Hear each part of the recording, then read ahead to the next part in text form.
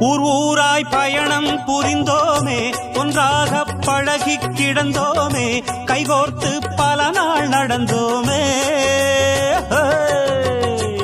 சங்கீத மழையை பொழிந்தோமே, சந்தோஷ கடலில் மிதந்தோமே, அன்பென்னும் கவிதை புனைந்தோமே.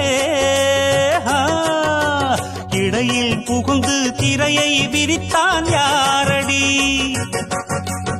இருக்கும் இடத்தை இசையால் விளக்கி கூறடி.